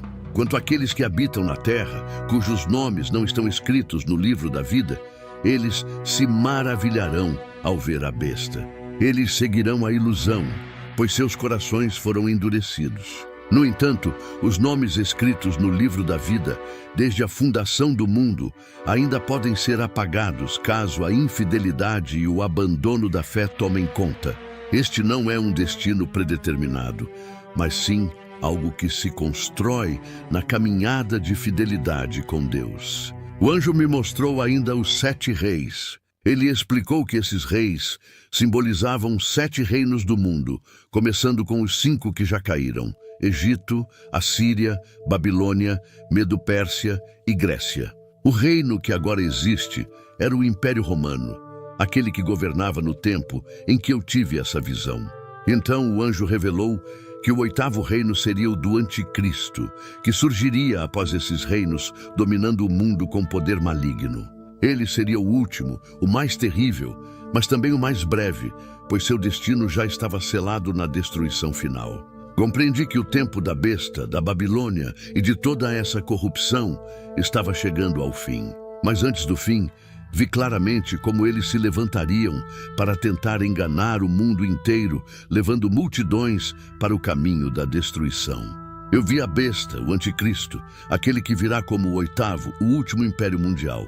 Ele é um dos 7, ou seja, pertence à mesma linhagem de sistemas mundanos ímpios que dominaram a história da humanidade. No entanto, ele também é o 8º, separado, pois sua ascensão será única e terrível. Ele reunirá o poder maligno de todos os reinos anteriores e o levará a um nível nunca antes visto. Ele será o ápice de toda a corrupção e rebelião contra Deus, mas seu destino já está determinado. Será destruído no final da tribulação, quando Cristo voltar. A besta não governará sozinha. Vi os 10 chifres, que representam 10 reis, 10 nações que darão seu poder e apoio ao anticristo. Esses reis formarão uma confederação mundial, unida no ódio contra Cristo e sua verdade. Eles se oporão à verdadeira fé bíblica e trabalharão juntos para estabelecer um reino de escuridão, alinhando-se totalmente ao poder e à influência do anticristo. Eles serão cúmplices na perseguição e destruição daqueles que permanecerem fiéis a Cristo, mas sua aliança será breve. Vi também como esses 10 reis, juntamente com o anticristo, farão guerra contra o Cordeiro. Eles pensarão que têm força suficiente para derrotá-lo, reunindo suas forças na batalha final de Armagedon. Mas o Cordeiro é o Senhor dos senhores e o Rei dos reis. Ele virá em glória, e com ele estarão os chamados, os eleitos, os fiéis. A batalha será travada, mas não haverá dúvida quanto ao resultado. O Cordeiro triunfará, e a besta, junto com seus aliados, será destruída para sempre. O anjo também me mostrou as muitas águas sobre as quais a grande prostituta estava sentada. Essas águas simbolizam a multidão de nações, povos e línguas que serão influenciados por essa falsa religião. No início da tribulação, essa religião apóstata, ecumênica e universal terá domínio sobre o mundo, seduzindo as massas. Ela se apresentará como um caminho espiritual, mas estará cheia de engano e corrupção, levando muitos à destruição. No entanto, essa falsa religião será apenas um instrumento temporário. Quando o anticristo assumir o controle total e declarar ser um Deus, ele não precisará mais dessa religião apóstata. Então vi o momento em que o anticristo e seus seguidores voltarão seu ódio contra a prostituta. Aquela que antes fora sua aliada será desprezada e destruída. Eles a devorarão e a queimarão, eliminando todas as suas instituições. Esse será o julgamento divino sobre o sistema religioso mundial que rejeitou a verdade de Cristo. Quando o anticristo declarar-se Deus, exigirá que todos o adorem, e não haverá espaço para qualquer outra religião, nem mesmo aquela que ele havia utilizado para seus próprios fins. E finalmente Babilônia caiu. Vi sua queda não apenas como uma entidade religiosa, mas também como um sistema político e comercial corrupto. Babilônia, a grande cidade, o símbolo de todo o comércio, luxo e riqueza que o mundo havia acumulado, desmoronou sob o julgamento de Deus. Alguns acreditam que essa Babilônia pode ser uma cidade ou nação literal, mas eu a vi como a personificação do sistema mundial ímpio, aquele que estava sob o domínio do anticristo. Sua destruição foi total. Ouvi a voz de Deus chamando seu povo, dizendo: "Sai dela, povo meu." Era uma advertência urgente. Aqueles que permanecessem dentro desse sistema corrupto seriam cúmplices de seus pecados e participariam das pragas que logo cairiam sobre ela. A separação espiritual era essencial. Desde o início da história da redenção, Deus sempre chamou seu povo a se separar das instituições ímpias e religiosas falsas. O mesmo se aplicava aqui. A chamada era clara. Aqueles que desejavam ser salvos precisavam abandonar Babilônia e tudo o que ela representava antes que o juízo final chegasse. Eu vi Babilônia se glorificando em sua própria opulência, cercada de luxo e delícias. Ela havia acumulado riquezas incomensuráveis, explorando e oprimindo os outros. Seus empresários, ricos e poderosos, haviam rejeitado a Deus, confiando em suas fortunas e prazeres. Mas a destruição veio rapidamente, num único dia. O que antes era vanglória e segurança desmoronou em ruína total. Eles haviam prosperado às custas dos outros, mas agora seriam despojados de tudo o que possuíam. O sofrimento que sobreviria à Babilônia seria proporcional à vida extravagante que levaram. Os reis da terra, aqueles que haviam se prostituído com ela, começaram a prantear e lamentar sua queda. Homens que haviam feito do dinheiro, do luxo e do prazer os deuses de suas vidas, agora choravam. O fim de Babilônia significava o fim de suas próprias riquezas. As mercadorias que outrora os enriqueciam não tinham mais valor.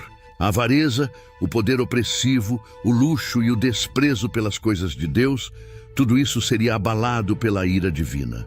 Eles haviam vivido com uma falsa sensação de segurança, ignorando o chamado de Deus. Agora tudo o que amavam estava perdido. E do céu veio uma voz, convocando os fiéis a se alegrarem. O juízo de Deus finalmente havia caído sobre o grande sistema satânico que havia corrompido o mundo com seus prazeres pecaminosos, seu egoísmo, sua opressão e sua idolatria ao poder. Os santos, aqueles que haviam sofrido e se afligido com as iniquidades deste mundo, agora se regozijavam, pois a justiça de Deus se manifestava plenamente. Vi que os céus estavam em festa, e os santos celebravam com júbilo o fim desse mal que havia tantos oprimido. A grande Babilônia, que antes dominava sobre os reis da terra, não seria jamais achada. Ela foi destruída para nunca mais se erguer. Um anjo poderoso anunciou essa queda final. E eu soube que o sistema político e comercial que Babilônia representava seria completamente aniquilado quando Cristo retornasse. O anticristo e todo o seu império maligno seriam derrotados na batalha final, o grande dia do Deus Todo-Poderoso. Depois dessas coisas, vi o céu aberto, e os eventos que culminariam no fim da tribulação começaram a se desenrolar diante dos meus olhos. A glória de Cristo estava prestes a ser revelada em sua totalidade. Eu ouvi os céus louvarem ao Senhor, a palavra aleluia ecoava em cada canto, proclamando o triunfo de Deus sobre o mal. Os santos no céu estavam louvando a Deus, porque a vingança divina havia sido cumprida. O sofrimento dos justos seria recompensado, e o reinado de Cristo estava prestes a começar. Ouvi então sobre a preparação da noiva. A igreja, o povo redimido de Cristo, estava no céu, vestida de atos de justiça, pronta para as bodas do Cordeiro. Sabia que para a noiva estar pronta, ela já havia sido arrebatada. Já estava no céu, libertada de toda impureza. Estava preparada para o momento glorioso da união com o Cordeiro, seu Redentor. Quando ouvi que o testemunho de Jesus é o espírito de profecia, entendi que toda a palavra de Deus, toda profecia apontava para ele. Tudo o que estava para acontecer revelaria a plenitude da obra de Cristo, sua justiça e seu reino vindouro. E então vi o céu se abrir. A visão mais aguardada de todas as gerações se revelou diante de mim. Cristo, o Rei dos Reis e Senhor dos Senhores, vindo com poder e glória. Ele vinha como o Messias vencedor, montado em um cavalo branco, com os exércitos celestiais seguindo-o. Sua missão era clara: estabelecer a verdade, julgar as nações e destruir o mal. O tempo de espera havia terminado, e o evento que os fiéis de todas as eras aguardavam estava prestes a acontecer. Eu vi os exércitos celestiais descendo com Cristo.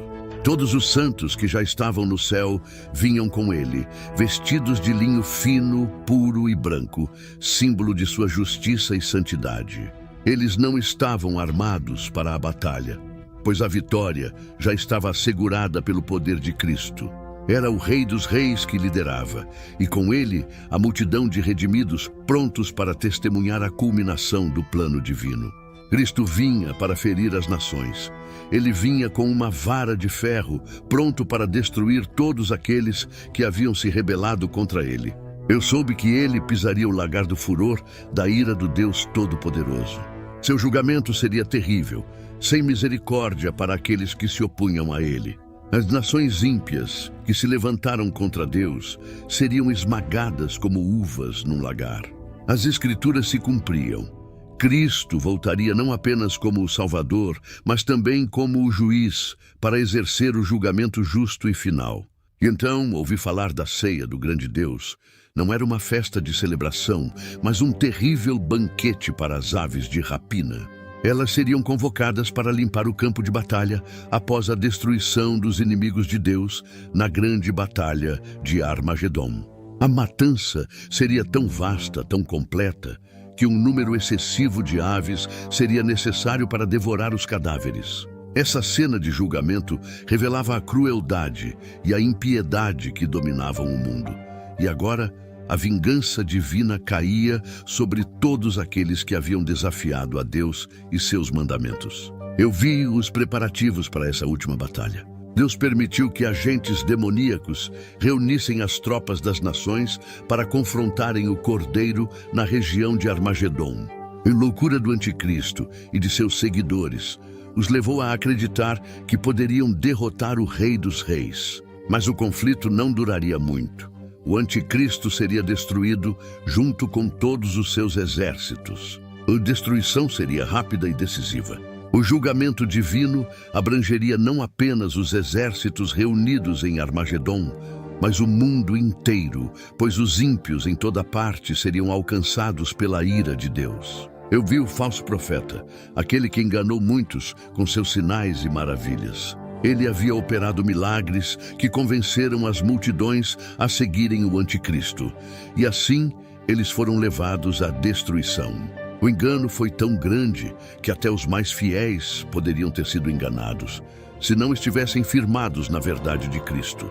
Nos últimos dias, os sinais e prodígios não seriam provas de fidelidade a Deus, mas instrumentos de engano do próprio Satanás. Os demais, todos aqueles que não haviam sido mortos nas batalhas anteriores, foram agora alcançados pelo julgamento de Deus. Nenhum ímpio, nenhum que rejeitara a verdade do Evangelho, seria poupado.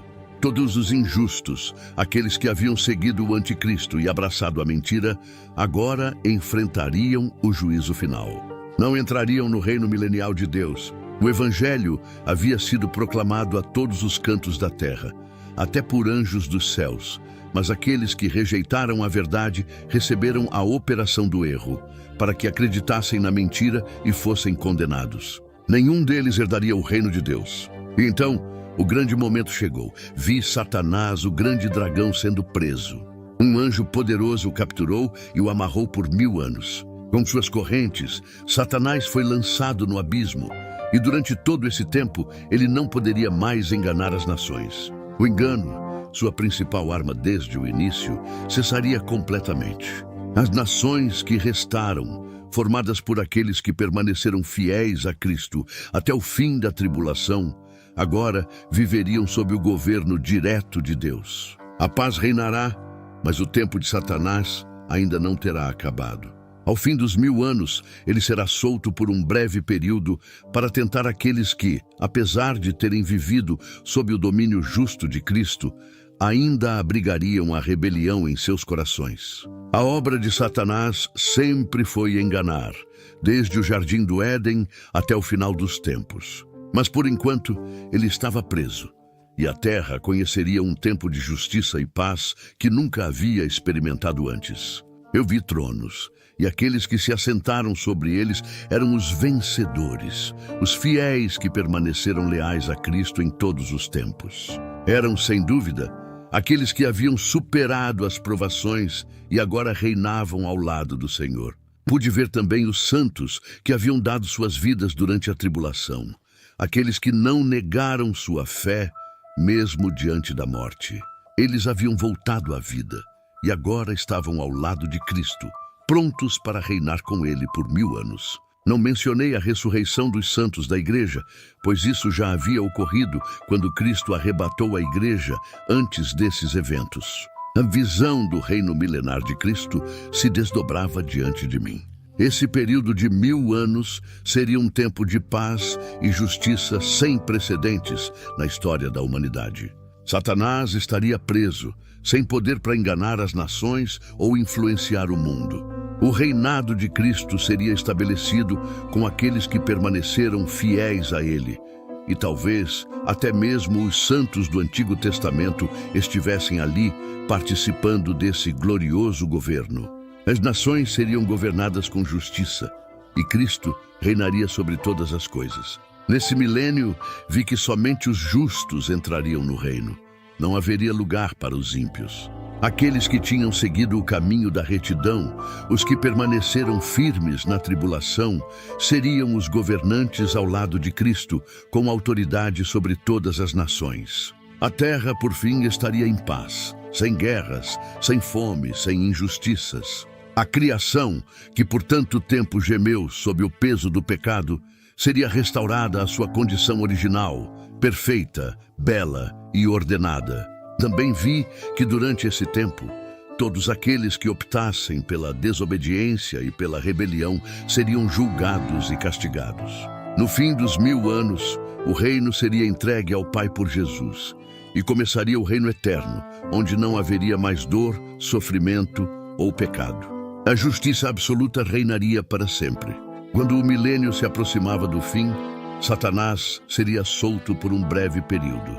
Ele, em sua eterna ilusão de poder, sairia mais uma vez para enganar as nações. Gog e Magog representavam as nações que se rebelariam contra Deus e seu reino. Eu vi que muitos dos que nasceram durante o milênio, apesar de terem vivido sob o governo perfeito de Cristo, escolheriam seguir a Satanás e se levantar contra o Senhor. Mas o fim deles estava certo, a destruição total e definitiva. Então Satanás seria finalmente derrotado. O diabo, aquele que durante tanto tempo enganou a humanidade e trouxe caos ao mundo, seria lançado no lago de fogo, onde seu tormento seria eterno. Ele não mais teria poder nem influência. O juízo final estava à porta, e o diabo, junto com a besta e o falso profeta, seria condenado para sempre. Eu vi o grande trono branco, e diante dele estavam os perdidos de todas as épocas. Aqueles que rejeitaram a Deus e escolheram seguir seus próprios caminhos, agora enfrentariam o julgamento final. Não haveria mais refúgio, não haveria onde se esconder. A terra e o céu fugiram diante da presença daquele que estava no trono. O lago de fogo é descrito de forma aterradora nas Escrituras, o destino final daqueles que vivem em rebelião contra Deus. É um lugar de tribulação e angústia, de pranto e ranger de dentes. Os que ali estiverem experimentarão eterna perdição, serão lançados numa fornalha de fogo.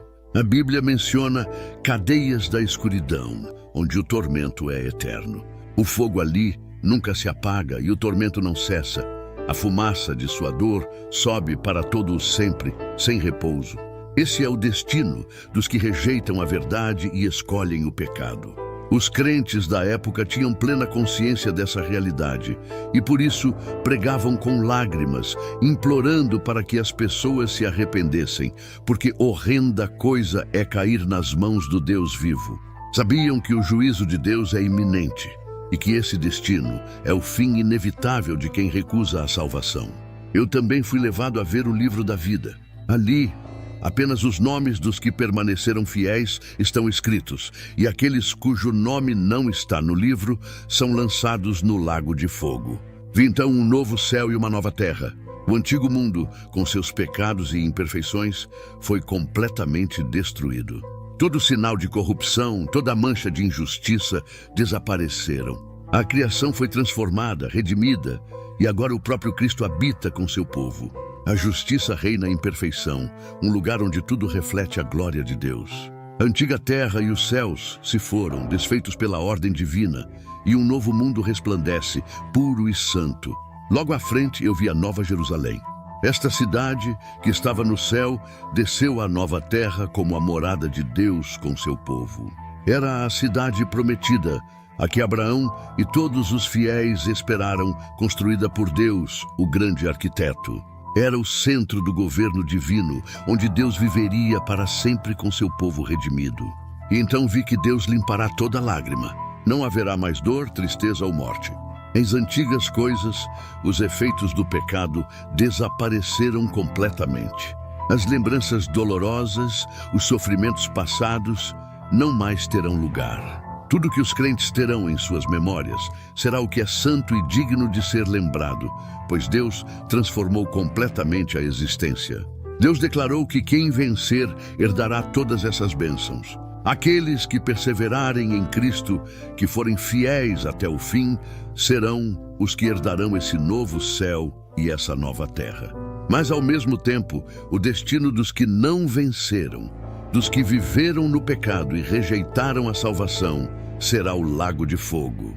A advertência foi clara quanto aos tímidos, incrédulos e outros. Os que, por medo, abandonaram sua lealdade a Cristo e deram mais valor à aprovação humana do que à fidelidade a Deus, estarão entre os condenados. Também estarão ali os que foram crentes, mas caíram na prática de pecados e não se arrependeram.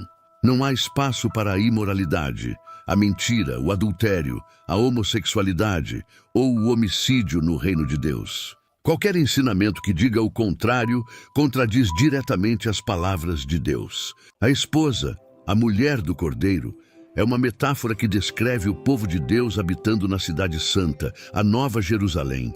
Essa cidade gloriosa está além da nossa compreensão. Uma morada divina, onde a presença de Deus será plena. As 12 portas da cidade representam Israel, e os 12 alicerces simbolizam a igreja, unindo os santos do Antigo e do Novo Testamento. O muralha da cidade fala de segurança e separação, demonstrando que apenas os redimidos de Deus terão acesso a essa morada sagrada. A cidade está situada em quadrado, uma imensa estrutura cúbica como o Santo dos Santos no tabernáculo, um local onde a glória de Deus se manifestava. Assim, a cidade inteira será preenchida com a glória e a santidade de Deus. Não haverá necessidade de um templo físico, pois o próprio Deus e o Cordeiro serão o templo, e a comunhão com o Criador será íntima e permanente. As nações andarão à sua luz, e os justos poderão entrar e sair da cidade pelas suas portas. Isso sugere que a Nova Jerusalém será a capital de uma nova terra, onde a presença divina irradiará sua luz e não haverá mais noite dentro da cidade. Embora alguns acreditem que possa haver noite fora dos muros da cidade, ali, na Cidade Santa, não haverá noite, e a luz de Deus será constante. No rio puro da água da vida, fluirá uma fonte de vida eterna, talvez um símbolo do Espírito Santo que abençoará e dará poder aos que habitarem ali. A árvore da vida, agora plenamente acessível, concederá vida eterna aos habitantes da cidade. Suas folhas curarão todas as feridas do passado, e não haverá mais sofrimento físico ou espiritual. Até mesmo com nossos novos corpos glorificados, continuaremos a depender de Deus para vida, força e saúde. Finalmente, os redimidos verão o seu rosto, o grande objetivo da história da redenção. Deus habitará no meio de seu povo, purificado de todo mal. Veremos a face de Cristo, aquele que nos redimiu com seu amor e sua morte na cruz. Essa será a maior alegria dos salvos, a realização completa da promessa. Bem-aventurados os limpos de coração, porque eles verão a Deus. Com a promessa de presto venho, Cristo reitera sua volta, uma expectativa constante para os crentes. Não há mais segredos. Não seles as palavras desta profecia, pois ela deve ser proclamada a todos os crentes, para que vivam em justiça até o grande retorno do Senhor. Aqueles que escolherem a injustiça continuarão em seu caminho de perdição, enquanto os fiéis devem perseverar, sabendo que serão julgados segundo a sua obra. A Bíblia deixa um sério alerta contra o amor à mentira. Aqueles que praticam e amam a mentira serão excluídos da cidade eterna e destinados ao lago de fogo. A mentira, que foi o pecado inicial que levou à queda da humanidade, é condenada aqui com severidade. Nada impuro ou falso terá lugar na presença de Deus. O Espírito e a esposa dizem: vem. O convite final é um chamado à salvação, ecoando o clamor da Igreja e do Espírito Santo para que todos venham a Cristo. Essa é a missão da Igreja, capacitada pelo Espírito Santo, levar o Evangelho ao mundo. E com a advertência final de que Deus tirará a sua parte da árvore da vida, para aqueles que distorcem sua palavra, somos chamados a um temor reverente e a uma fidelidade total à revelação divina. Ao ouvir a promessa, vem, Senhor Jesus, todo o coração fiel responde com anseio. Nossa redenção ainda está incompleta, o mal persiste no mundo e o pecado ainda opera. Mas sabemos que o dia se aproxima. Quando a palavra de Deus virá, a resplandecente estrela da manhã descerá e todos os fiéis serão levados para a casa do Pai.